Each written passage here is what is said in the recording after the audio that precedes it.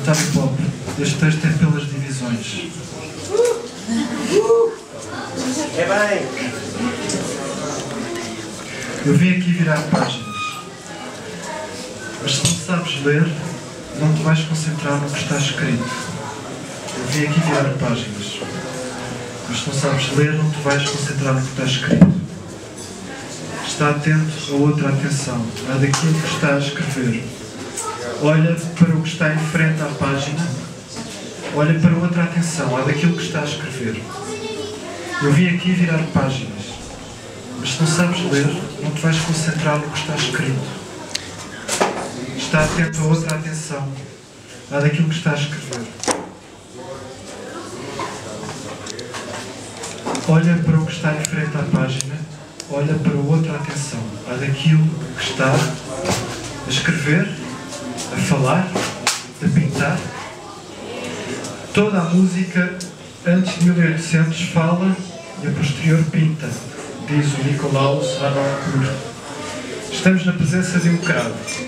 O piano forte já foi inventado, mas o Bach viu um e não lhe achou muita graça. Falo do Bach, João Sebastião. O Bach viu um e não lhe achou muita graça. Estamos na presença de um cravo. Toda esta música fala, a outra é que pinta. Um cravo não é como um violino. Neste caso, o violino é mais como um piano forte. Podes arranhar as cordas, ou carregar no arco, ou entortar o garfo, e sacas mais o sentimento. Mas por ora, o texto, no qual eu viro páginas, não puxa o sentimento. E o cravo, por mais força que batas na tecla, o som que sai é mais ou menos o mesmo. Ouves mais a madeira se tocas com muita força, mas não arrancas mais nuances por isso. No piano forte já não é assim. Faz as nuances entre o forte e o piano, e o Bach viu isso, mas não achou o fim do mundo. Para isso vou ao violino. Falo do pai Bach, que teve aqueles filhos todos. E o fim do mundo é logo o princípio do mundo. É uma página que se vira. Tu viras uma página e de repente há todo o mundo que ficou para trás. Ficou tapado, ficou passado. Mas tu não viras a página porque estavas a ler o mundo. Tu não sabes ler o mundo. Era só o que faltava. Procuras-me porque pensas que eu sei ler o mundo. Vai procurar noutra freguesia. Falei de olhar para outra atenção à daquilo que está a escrever. Mas é preciso retificar. É preciso retificar, António Pop. Este texto é pela divisão. Não é bem isso. Nunca é bem olhar para a atenção no que está a escrever. E nunca é bem aquilo de que se falou. É preciso sempre retificar. Aquilo de que se falou, é preciso sempre retificar aquilo de que se falou. Não vai aquilo de que se falou ganhar um estatuto de verdade. Não é bem olhar para aquilo que está a escrever, enquanto se vira páginas sem se saber ler.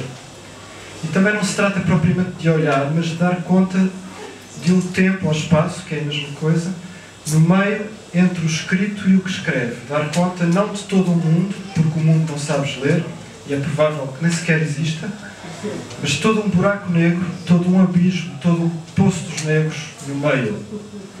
E o cravo não faz nuances, como o piano forte ou como o violino que os violinistas torcem até pingar.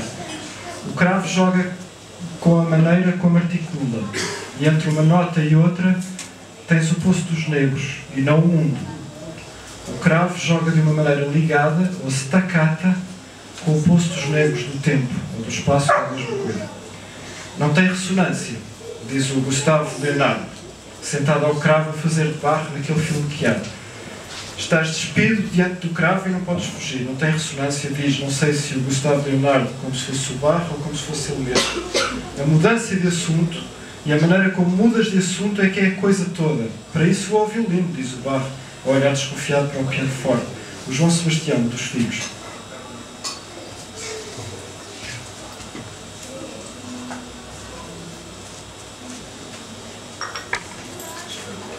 Mas não é que ele foi mesmo? A chaconne do Bach é para violino. A chaconne é o que a Joana vai tocar a seguir.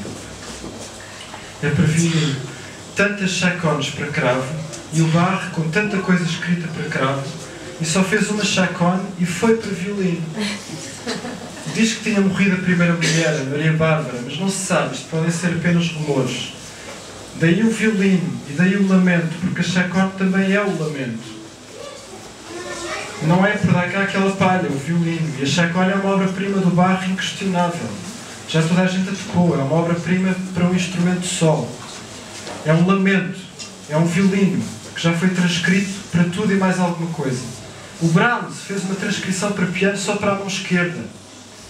Numa carta que escreveu à Clara Schumann, diz que só com uma clave o homem escreve todo o mundo de pensamentos os mais profundos e de sentimentos os mais fortes.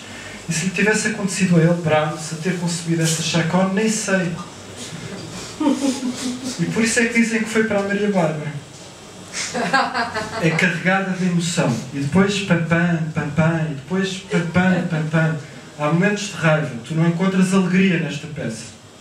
Tu nunca encontras alegria nesta peça.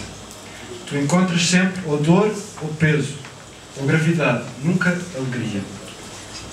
Depois há um momento de beleza. Como alguém que se lembrou de qualquer coisa. E depois o facto de ser descendente, uma coisa que vai sempre mais para os graves. E há aquele momento que passa para o maior e parece que tens um raio de sol. E fica sereno. Há uma melodia tiraró e depois uma parte em que vai crescendo, há aqui um lado negro muito forte. Esta peça é o oposto das variações de Goldberg. Vamos lá. Transcrevemos para cravo, porque é um cravo que temos. Foi sempre isto. Transcrevemos para o instrumento que temos. E há mais alguma coisa a fazer? Porque, vamos lá, estamos sempre na presença de uma língua estrangeira. Estamos sempre tão na presença de uma língua estrangeira que às vezes até dói. Uma língua estrangeira é uma pessoa a falar connosco muito baixinho, temos que nos aproximar. Ou menos ainda, uma pessoa que achamos que está a falar connosco, mas nada nos garante. Temos de tomar a iniciativa. E podemos ficar só por aí, mas se vale a pena, traduzimos. E também, tocar a chaconne do Bach ao violino é das coisas mais complicadas. Mas o Bach pensou aquilo para violino. E nós, ao fazer a transcrição, pensamos para cravo. Nós não somos o Bach. Nós transcrevemos. Nós traduzimos. O Gustavo Leonardo, a propósito disto, imaginem com uma cabeleira, vestido de barro, fumando um cigarro, mas ele não fumava. Numa pausa para descanso na rodagem do filme da crónica da Ana Madalena Barro. Mas era viciado em Fórmula 1 e gostava de conduzir carros a alta velocidade. Imaginem-me a conduzir um carro a alta velocidade enquanto toca a chaconne do Bach. Ou mesmo enquanto faz de Bach a tocar Bach. Eu nunca tive a sensação de encarnar o Bach, diz ele. O que está na obra filmada já estava primeiro no papel. O filme não quer explicar o Bach. Interpretar significa também traduzir o que em música devemos evitar a todo custo. Temos de fazer o que está lá, diz o Gustavo Leonardo. Ora, nós também gostamos desta sobriedade do executante. Não basta ler o papel para só ouvir a música. Há toda uma componente de execução. No papel estão as instruções de procedimento. E o nosso papel é fazer nem mais nem menos do que está no nosso papel. O que o Gustavo Leonardo queria era superar a tradição interpretativa do romantismo. Tocar Bach como se toda uma tradição de românticos não o tivesse já tocado de uma maneira romântica. Como se fosse direto, do Bach para os dedos, sem passar pelos românticos.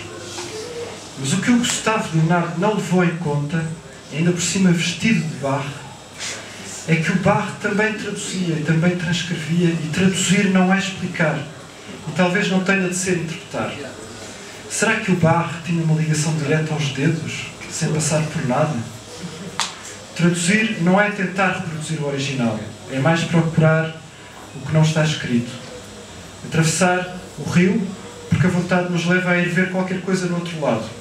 E depois é voltar para aqui para o vermos de longe, para a vermos de longe, essa coisa que queríamos ver. Depois de termos visto de perto, é isto, mais nada.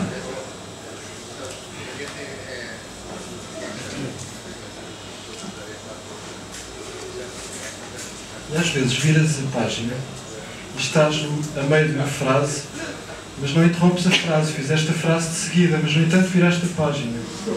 E falar é isso, é ir desaparecendo à medida que se vai desaparecendo. Já pintar não é isso. Pintar é querer ficar. Falar é o barroco, é ir por aí fora. E neste texto, o qual eu viro as páginas, eu diria que a arte está precisamente a ir por aí fora. Diria mesmo, na maneira como viras a página. É aí que está a coisa toda. Como é que viras a página e como articulas, como passas na rua. O que é articular? É a maneira como ligas ou como desligas o abismo que há entre os sons. O que é mudar de assunto? É virar a página. E aqui a arte é como articulas mudanças de assunto. Viragens de página. Não é viagens, é viragens. E é, no dado momento, nunca pode ser antes, nem convém que seja depois. E o dado momento é-te dado. O dado, diz a compostura, recebe-se, não se dá. Diz a compostura que tens de esperar que te seja dado. A saber, o momento. Que te seja dado o momento. Que não sejas tu a dar o momento. Porque o dado não se dá, repete-se. Mas eu estou-me a cagar para isto. Prefiro outra espécie de compostura. A compostura do mordomo. Dar o dado por não dado. E dá-lo. O pior, minhas caras, meus rostos, é quando a página se nos escorrega dos dedos e o discurso bate na parede da folha. Estamos a morrer, mas nunca acabamos de morrer. E o mundo está a acabar, mas nunca mais acaba de acabar. A frase bate e fica ali a remoer, e a verdade é que eu vim aqui virar páginas e não sou competente. Venho encher uma falta, mas eu também sofro de falta. Aquilo que escreve ou fala está ocupado a escrever ou a falar e precisa de alguém que lhe vire as páginas. Mas o problema é que eu, que me pagam para vir aqui virar páginas, também me perco em mundos. Também estas coisas me lembram de outras. Também o outono entra derrompante no verão. Também eu danço a chacone e esqueço-me de tudo o que está a acontecer. Esqueço-me de virar as páginas e o mundo nem morre, nem se recompõe. E às vezes sentes que tudo isto é maior do que pensava.